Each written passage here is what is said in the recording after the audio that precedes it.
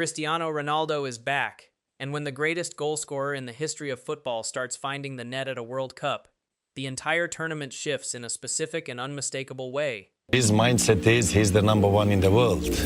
Number one. Not number seven. Number one.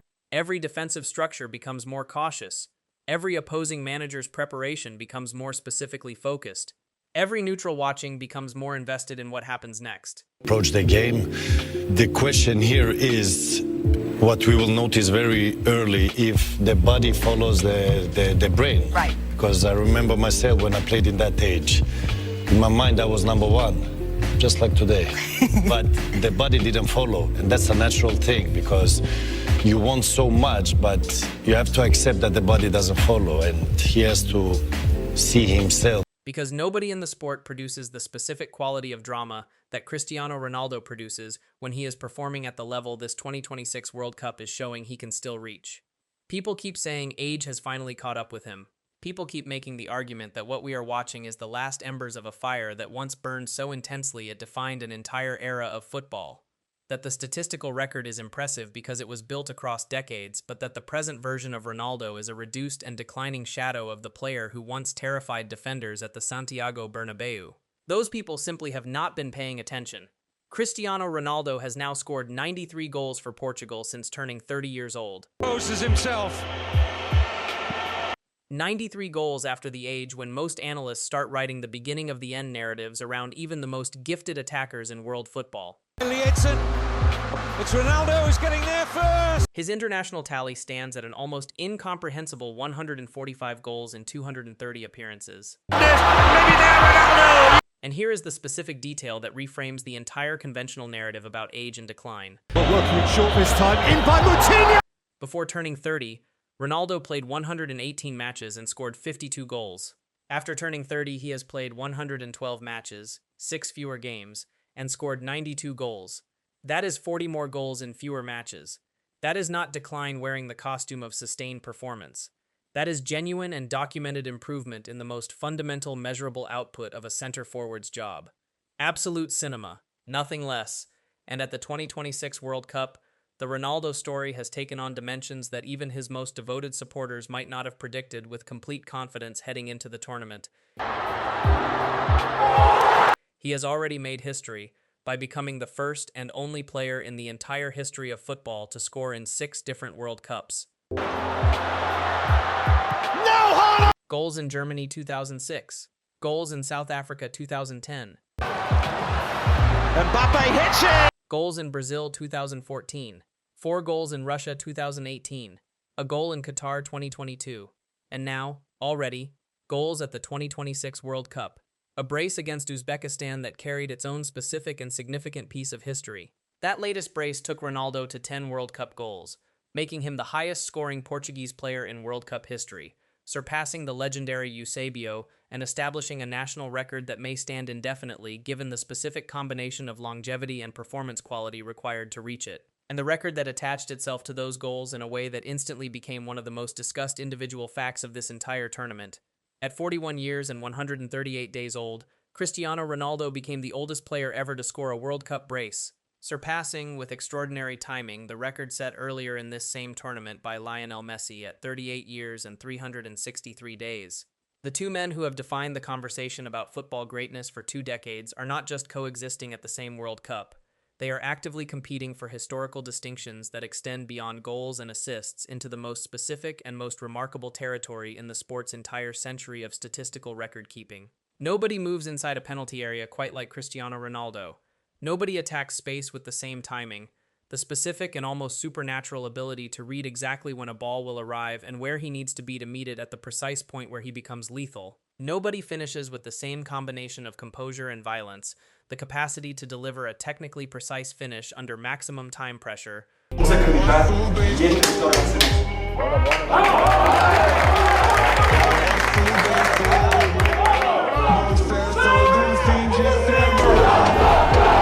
With defenders closing and goalkeepers set.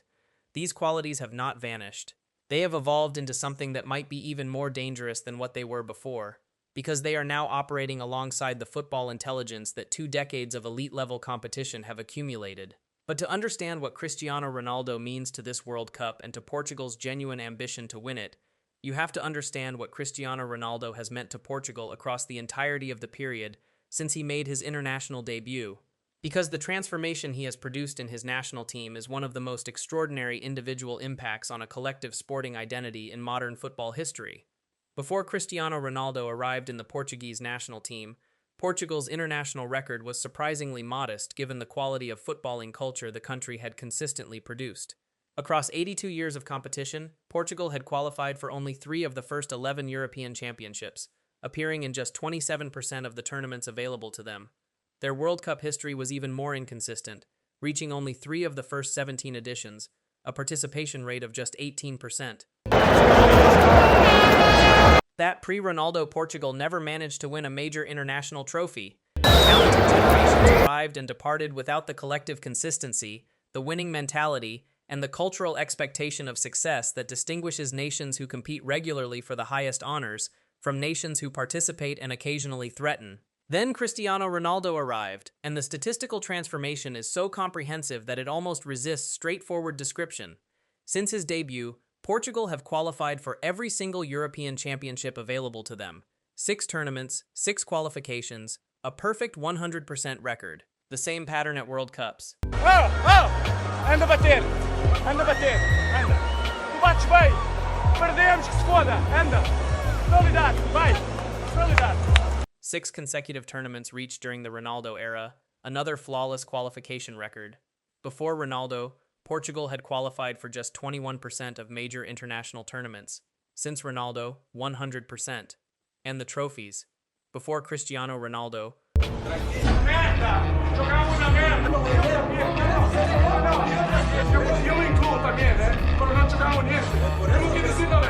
Portugal had never won a major international trophy across their entire footballing history.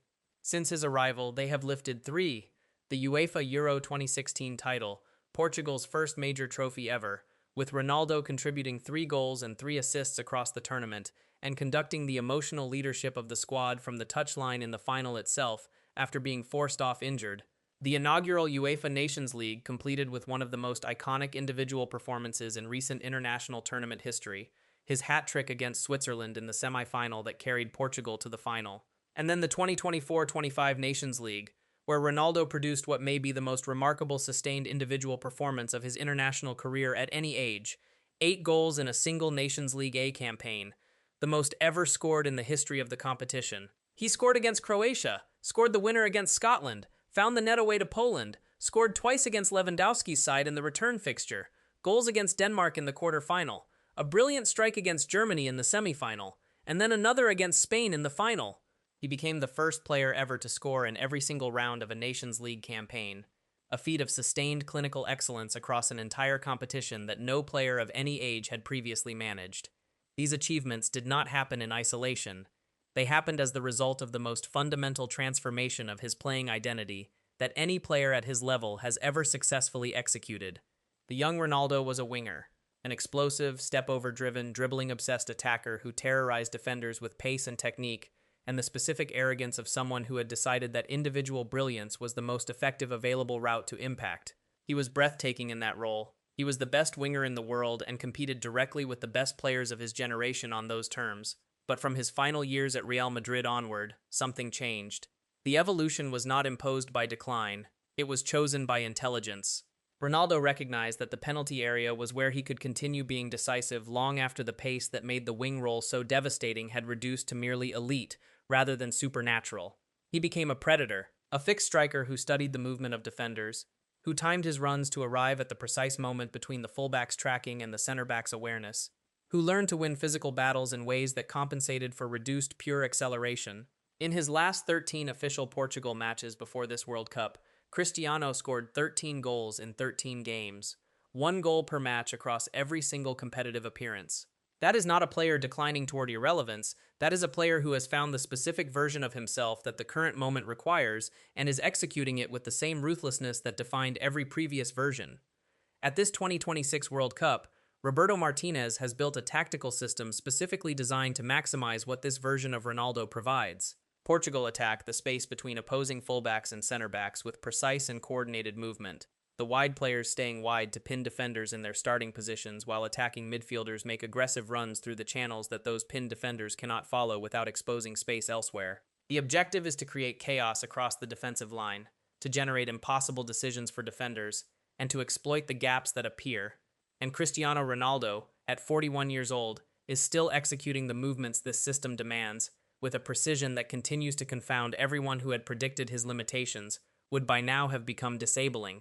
Against Uzbekistan, he repeatedly targeted the space behind the opposing left back, timing his runs with the specific intelligence of someone who has spent decades studying how defenders breathe and when they commit. On one occasion, he timed the run perfectly, received the ball with a clear advantage inside the box, and finished with the kind of clinical composure that has never left him regardless of what else age has taken. Goal, 1-0. The World Cup brace eventually completed with the same predatory efficiency. The Bruno Fernandes partnership adds another dimension to Portugal's attacking threat that makes their system genuinely difficult to prepare for even with complete knowledge of their intentions. Bruno is one of the most creative and technically gifted midfielders in international football, capable of producing the kind of weight-adjusted through ball that eliminates entire defensive lines with a single touch. When the runner ahead of him is Cristiano Ronaldo, the danger that combination presents is among the highest single passing combination threats at this tournament. We have watched Bruno produce these assists throughout his domestic season for Manchester United. We have watched the chemistry develop across Portugal's Nations League campaign. The understanding between the two of them, the timing of Ronaldo's runs calibrated to Bruno's moment of release, the weight of Bruno's passes calibrated to Ronaldo's arrival point, is the product of sustained competitive development that shows clearly in every match they play together. Eu queria lhe perguntar se esta é talvez a competição mais importante da sua carreira para provar ao mundo todo, e especialmente em Manchester, que é dos melhores, continua a ser dos melhores jogadores do mundo e que não merece estar no banco na sua equipa. Se tivesse de mostrar com 37 anos e 8 meses, estaria preocupado. Portugal also create numerical superiority around the penalty area through the specific way their attacking players flood the box. 5 attackers against a back 4, wingers and midfielders arriving simultaneously from multiple directions, forcing defenders into decisions about who to track when tracking everyone is impossible. Someone inevitably becomes free in those situations, and Cristiano Ronaldo's football intelligence inside the penalty area, his ability to identify exactly where the free space will appear before it appears, is operating at a level that remains genuinely elite, regardless of any physical limitations that 2 decades of elite football have imposed. His first goal of this World Cup demonstrated that intelligence in its purest form. As the Uzbekistan defense focused their collective attention on Bruno Fernandes and the multiple runners flooding their penalty area from different directions, Ronaldo quietly found the gap that everyone else's movement had created. He arrived completely unmarked in a position from which the outcome was inevitable. When Cristiano Ronaldo receives the ball unmarked inside the penalty area, everyone watching already knows what happens next. This form has not appeared suddenly because the occasion of a World Cup has inspired a temporary elevation. It has been building across months of competitive performance that provided consistent documented evidence of exactly what this version of Ronaldo can still produce.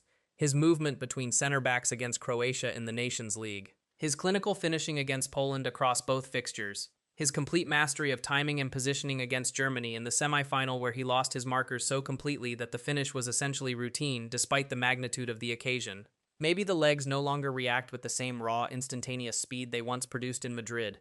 Maybe the explosions of pure acceleration that once left defenders irrelevant rather than simply beaten no longer last 90 minutes. But the football intelligence that directs those legs, the reading of defensive positioning, the anticipation of ball trajectories, the understanding of exactly how much separation is required to create an undefendable situation, that has not declined. It has arguably deepened with every year of experience. Look at the duel with Marc Cucurella in the Nations League final. Ronaldo understood exactly how much contact was needed to create the advantage. He knew where the ball would drop before it dropped. He understood how to gain the positional edge in a physical contest against a significantly younger opponent by using knowledge and timing rather than simply physical capacity. While every other player around them was reacting to the situation, Cristiano was already positioned within it and already making the decision that determined its outcome. That is what Roberto Martinez accesses every time he selects Cristiano Ronaldo, not simply a goal scorer with remarkable historical statistics. A tactical weapon whose football intelligence remains sharp enough to compensate for whatever physical concessions age has demanded, and whose presence changes how every opposing team must structure their defense regardless of whether he scores or not. Because the mere possibility that Cristiano Ronaldo might receive the ball unmarked inside the penalty area organizes defensive attention in ways that create opportunities for everyone around him. His first goal against Uzbekistan was a perfect illustration of this. The threat that defenders were managing, the threat that every defensive briefing against Portugal spends significant time addressing, is what created the space he eventually exploited. Portugal's other attacking players benefit from Ronaldo's gravity pulling defensive attention toward him.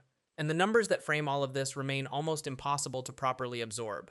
974 career goals, only 26 away from the mythical 1,000 goal mark that would represent an achievement without true historical parallel. Ahead of Messi, ahead of Pelé, ahead of Joseph Bican, ahead of Romario, ahead of Gerd Müller, ahead of every goal scorer the game has produced across its entire documented history. 37 major trophies, 5 Champions League titles, Real Madrid's all-time top scorer, the Champions League's all-time top scorer, Portugal's all-time top scorer, international football's all-time top scorer, and the Portugal squad surrounding him at this 2026 World Cup is arguably the deepest and most talented generation the country has produced. Vitinha, controlling the midfield with a calmness and technical quality that makes him one of the best central midfielders in the world. Nuno Mendes operating as the best left-back in the tournament. João Neves bringing the running intensity and creative passing that Enzo Fernandez brought to Argentina's Qatar campaign. Rafael Leão providing pace and power in wide areas. Diogo Costa commanding his penalty area with the authority of an elite modern goalkeeper. This is not a team where Ronaldo carries everything on diminished legs.